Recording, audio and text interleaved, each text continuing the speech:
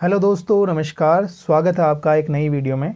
दोस्तों, आज की वीडियो में हम उत्तराखंड जीके के महत्वपूर्ण 25 क्वेश्चन को डिस्कस करेंगे जो आपके आने वाले एग्जाम है उत्तराखंड पुलिस, फॉरेस्ट गार्ड, खनिज सहायक, वीडियो और पटवारी भर्ती के लिए काफ़ी महत्वपूर्ण ये प्रश्न होने वाले हैं।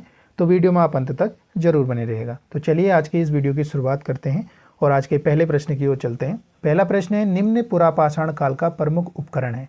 तो निम्न पुरापाषाण का प्रमुख उपकरण है आपका मुष्टि कुठार। क्या है? मुष्टि कुठार। Option number C right answer हो जाएगा। ठीक है, चलिए प्रश्न नंबर दूसरा है, खैनी कपलिनी कर किस प्रकार का कर था।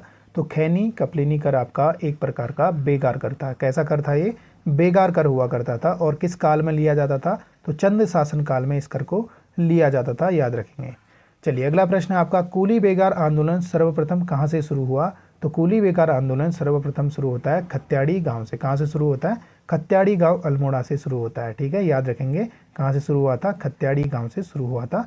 ठीक है, चलिए अगला प्रश्न है आपका, सारंगी किस प्रकार का वाद्य यंत्र है। तो सारंगी आपका तार वाद्य यंत्र है। किस प्रकार का वाद्य यंत्र है ये?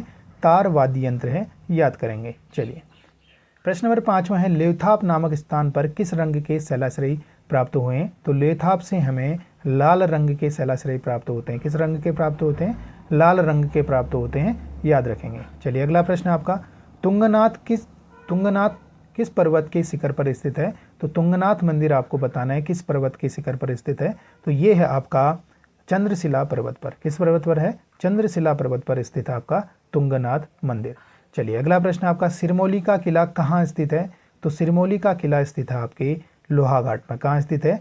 लोहाघाट में स्थित है सिरमौली का किला, याद रखेंगे। ठीक है, चलिए अगला प्रश्न आपका, 1918 के होली अंक के संपादक बद्रीदत्त पांडे ने किस माध्यम से तात्कालिक कमिश्नर पर प्रहार किया था। तो ये किया था गजल के माध्यम से। तो option number B right answer हो जाएगा। चलिए अगला प्रश्न है आपका प्रश्न नंबर 9, यमुना घाटी में स्थित पुरोला से किस लिपि के आलेख प्राप्त होते हैं। तो ये प्राप्त हुए हैं हमें से यहाँ से संक लिपि के। ठीक है, किस लिपि के आलेख प्राप्त हुए हैं यमुना घाटी से?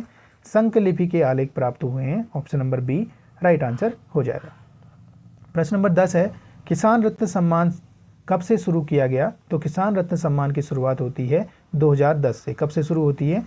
2010 से शुरू होती है, याद रखेंगे। चलिए प्रश्न नंबर 11 है, 1994 में किस सरकार ने सरकारी नौकरियों एवं शिक्षण संस्थाओं में आरक्षण की नई व्यवस्था लागू की। तो ये की थी मुलायम सिंह यादव सरकार ने। किसने की थी? मुलायम सिंह यादव सरकार ने शिक्षण संस्थानों और सरकारी नौकरियों में 50% आरक्षण की व्यवस्था की थी, जिसमें से आपका ओबीसी के लिए 27% आरक्षण था, एससी के लिए आपका 21% आरक्षण था और एसटी के लिए आपका 2% आरक्षण था, याद रखेंगे। ठीक है, चलिए अगला प्रश्न है आपका प्रश्न नंबर 12, राज्य का सर्वाधिक क्षेत्रफल वाला वन्यजीव विहार कौन सा है। तो आप सभी को इसका आंसर पता है, ये है केदारनाथ वन्यजीव विहार। ठीक है, केदारनाथ वन्यजीव विहार राज्य का सबसे बड़ा क्षेत्रफल वाला वन्यजीव विहार है और इसकी स्थापना होती है 1972 में। कब होती है? 1972 में। और इसका क्षेत्रफल कितना है? तो इसका क्षेत्रफल है 975 वर्ग किलोमीटर। कितना है? 975 वर्ग किलोमीटर पर फैला है केदारनाथ वन्यजीव विहार, याद रखेंगे। अगला प्रश्न आपका, उत्तराखंड क्रांति दल का पहला ब्लूप्रिंट किसे माना गया। तो ये माना गया उत्तराखंड क्रांति दल द्वारा जारी दस्तावेज को। किसे माना गया? उत्तराखंड क्रांति दल द्वारा जारी दस्तावेज को पहला ब्लूप्रिंट माना गया, याद रखेंगे। चलिए अगला प्रश्न है, मोरध्वज स्तूप से किस सदी का मुद्रालेख मिला है। तो मोरध्वज स्तूप से हमें 3री सदी का मुद्रालेख मिलता है। Option number B right answer हो जाएगा। चलिए अगला प्रश्न है आपका, उत्तराखंड में थामरी कटोच कुंड कहाँ स्थित है। थामरी और कटोच कुंड कहाँ स्थित हैं। तो ये स्थित है पिथौरागढ़ में। कहाँ स्थित है? पिथौरागढ़ में स्थित है। Option number C right answer हो जाएगा। चलिए अगला प्रश्न है आपका प्रश्न नंबर 16, सुंदर मछलियों वाला ताल है। तो आप सबको सभी को पता है कि सुंदर मछलियों के लिए डोडी ताल जाना जाता है। कौन सा ताल जाना जाता है? डोडी ताल जाना जाता है। और डोडी ताल कहाँ स्थित है? तो ये स्थित है आपके उत्तरकाशी जिले में। कहाँ स्थित है? उत्तरकाशी जिले में स्थित है। और इसी के पास से आपका असी गंगा का उद्गम होता है। ठीक है, पूछा जा सकता है कि असी गंगा का उद्गम कहाँ से होता है। तो डोडी ताल के पास से होता है और डोडी ताल आपके 6 कोने वाला ताल है, याद रखेंगे। चलिए अगला प्रश्न है, विश्व का सबसे बड़ा प्राकृतिक शिवलिंग किसे कहा जाता है? तो विश्व का सबसे बड़ा प्राकृतिक शिवलिंग कहा जाता है आपके खतलिंग ग्लेशियर को। किसे कहते हैं? खतलिंग ग्लेशियर को विश्व का सबसे बड़ा प्राकृतिक शिवलिंग कहा जाता है। खतलिंग ग्लेशियर को आपके केदार खंड में स्फटिक, ठीक है, स्फटिक कहा गया है, जिस कारण इस क्वेश्चन का जो राइट आंसर हो जाएगा वो है आपका ऑप्शन नंबर बी, स्फटिक। ठीक है, चलिए अगले प्रश्न की ओर चलते हैं। नेक्स्ट प्रश्न आपका, अल्मोड़ा सिक्कों से कितने कुड़िंद शासकों की जानकारी मिलती है? तो अल्मोड़ा सिक्कों से हमें 8 कुड़िंद शासकों की जानकारी मिलती है। कितने शासकों की जानकारी मिलती है? 8 कुड़िंद शासकों की जानकारी मिलती है। अल्मोड़ा सिक्कों की बात करें तो अल्मोड़ा के जो सिक्के हमें प्राप्त हुए हैं ये कैसे सिक्के हैं? तो ये सिक्के हैं आपके ताम्र सिक्के। कैसे मुद्राएं हैं? ताम्र मुद्राएं हैं। और इनकी लिपि क्या है? तो इनकी लिपि है ब्राह्मी। क्या लिपि है?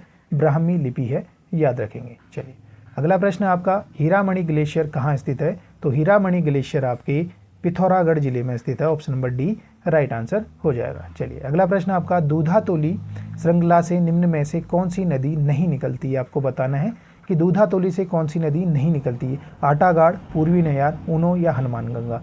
तो दूधातोली से आपकी हनुमान गंगा नहीं निकलती है। ठीक है, कौन सी गंगा नहीं निकलती है? हनुमान गंगा नहीं निकलती। दूधातोली श्रृंखला से 5 नदियों का उद्गम होता है। कितनी नदियों का उद्गम होता है? 5 नदियों का उद्गम होता है। आटागाड़, पूर्वी नयार और पश्चिमी नयार। ठीक है, वूनो और रामगंगा। ठीक है, इन 5 नदियों का उद्गम जो है आपके दूधातोली श्रृंखला से होता है, हनुमान गंगा का नहीं होता है, याद रखेंगे।